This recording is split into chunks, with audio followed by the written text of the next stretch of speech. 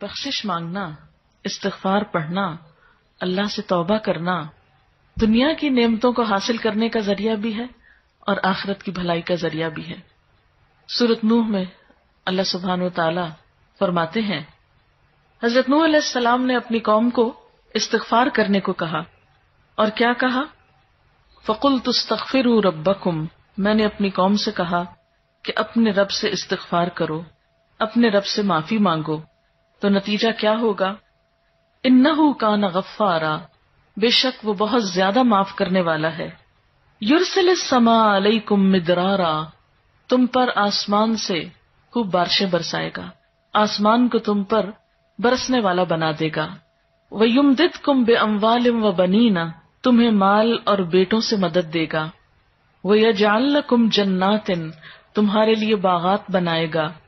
وَيَجْعَلْ لَكُمْ أَنْهَارًا، اور تمہارے لیے نہریں جاری کر دے گا۔ آپ دیکھیں کہ ایک انسان کی خواہش کیا ہوتی ہے کہ اس کو کیا کچھ ملے، یعنی رہنے کا مقام اور حالات جو ہیں وہ پرسکون ہو، پھر اس کے بعد یہ کہ مال ہوں، بیٹے ہوں، باغ ہوں، اور زندگی کی اور آرائشیں اور نعمتیں ہوں۔ یہ ساری چیزیں کہاں سے ملتی ہیں، کیسے ملتی ہیں؟ استغفار سے ملتی ہیں۔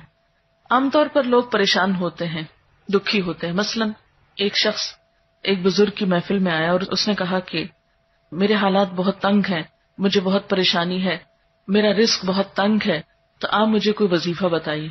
تو انہوں نے اس کو کہا کہ کثرت سے استغفار پڑھو۔ دوسرا آیا، اس نے کہا بچوں کی شادی نہیں ہوتی، تو آپ نے اس کو بھی کیا بتایا کہ کثرت سے استغفار کرو۔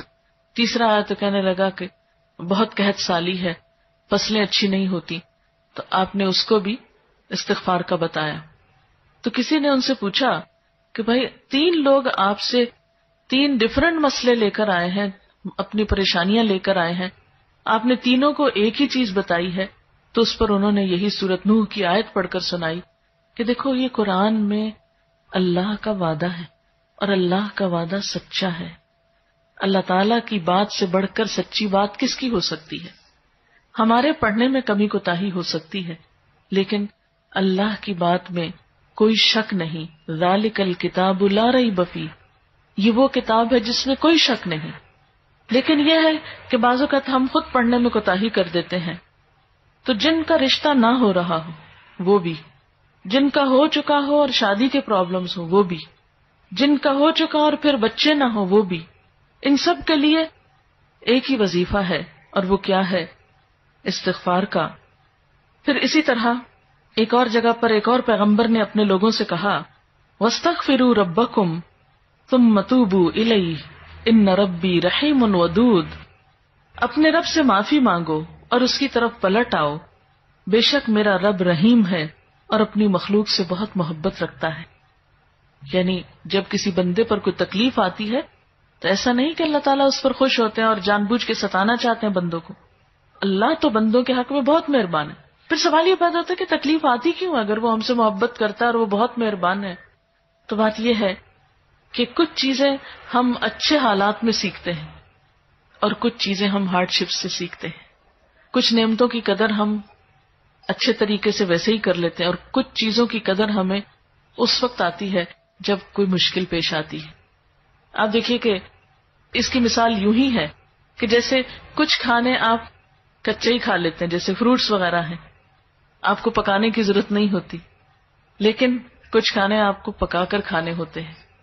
اسی طرح زندگی میں کچھ حالات ایسے ہوتے ہیں کہ جن میں آپ آرام سے سیکھ جاتے ہیں، یا کچھ باتیں آپ کو بغیر کسی مشکل کے سمجھ میں آ جاتی ہیں، لیکن کچھ باتیں آپ کو مشکل آنے پر سمجھ آتی ہیں۔ اور جس طرح انسان پختہ اور میچور ہوتا ہے مشکلات میں، آپ نے دیکھا ہوگا کہ جو بچے ہارڈ شپس میں پلتے ہیں وہ بڑے ہو کر ان میں اسٹیمنا زیادہ ہوتا ہے، لیکن جو بچے بہت نعمتوں میں اور نازوں میں پلتے ہیں وہ اتنے بہادر اور اتنے ہمت والے نہیں ہوتے۔ اس لیے دھوپ اور چھاؤں، غم اور خوشی، دونوں اس کائنات کا حسن ہے۔ دن اور رات ایک بہت بڑی نشانی ہے ہمارے لیے۔ تو اس لیے جب تکلیف آتی ہے تو اس موقع پر انسان اللہ کی طرف زیادہ رجوع کرتا ہے، اللہ کو زیادہ یاد کرتا ہے، زیادہ ذکر کرتا ہے، اور اس طرح انسان کے گناہ دنیا میں ہی معاف ہونے لگتے ہیں۔ ایک اور جگہ پر آتا ہے وَأَنِسْتَغْفِرُوا رَبَّكُمْ ثُمَّ تُوبُوا إِلَيْهِ يُمَتِّعْكُمْ مَتَاعًا حَسَنًا، اور یہ کہ تم اپنے رب سے معافی چاہو اور اس کی طرف پلٹ آؤ تو وہ تم کو اچھا سامان زندگی دے گا.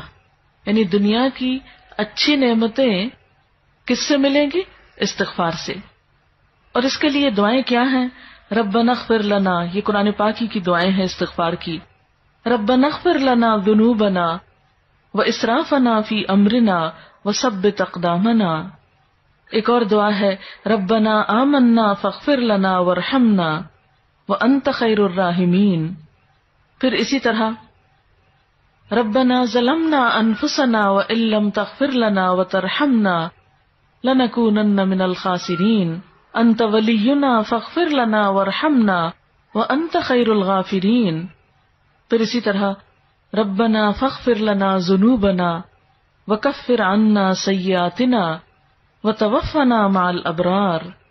پھر اسی طرح رسول اللہ صلی اللہ علیہ وسلم نے بھی کچھ ایسی دعائیں سکھائی ہیں جو استغفار کا ذریعہ ہیں. رب تقبل توبتی واغسل حوبتی واجب دعوتی وثبت حجتی وہد قلبی وسدد لسانی واسلل سخیمۃ صدری. رب اغفر لی وتب علی انک انت التواب الغفور. استغفر اللہ الذی لا الہ الا هو الحی القیوم واتوب الیہ. اللہم انی ظلمت نفسی ظلما کثیرا ولا یغفر الذنوب الا انت فاغفر لی مغفرۃ من عندک وارحمنی. اسی طرح اللہم اغفر لی خطیئتی وجہلی واسرافی فی امری وما انت عالم بہ منی. اللہم اغفر لی جدی وہزلی وخطیئتی وعمدی وکل ذلک عندی. اسی طرح اللہم اغفر لی ذنبی کلہ دقہ وجلہ واولہ وآخرہ وعلانیتہ وسرہ. تو یہ استغفار کی دعائیں جو ہیں یہ انسان کے لیے بہت سی رحمتوں اور بخششوں کے اور عنایتوں اور برکتوں کے دروازے کھولتی ہیں. استغفر اللہ استغفر اللہ استغفر اللہ اللہم اغفر لی اللہم اغفر لی.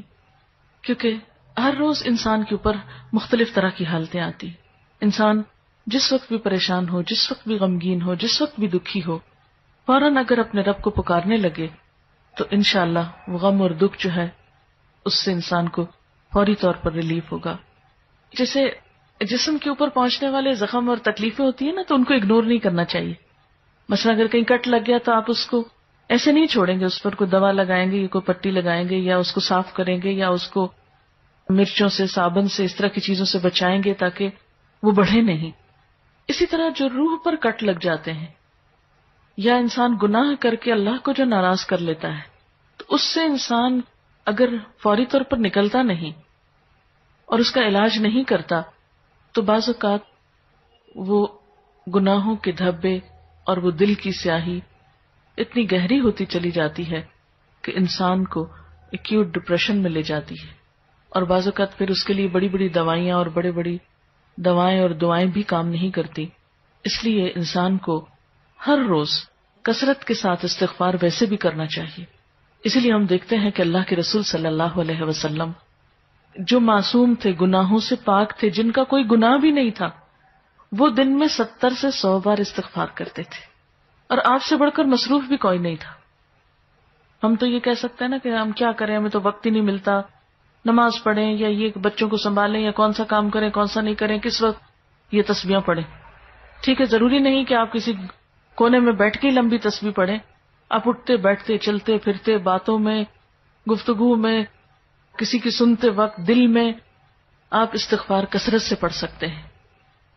اور جب آپ سے پوچھا گیا کہ آپ کے تو گناہ نہیں پھر بھی آپ اتنی استغفار پڑھتے ہیں تو آپ نے فرمایا افلا اکون عبدا شکورا، کیا میں اللہ کا شکر گزار بندہ نہ بن جاؤں؟ تو شکر گزاری تو ویسے ہی اللہ تعالیٰ کو پسند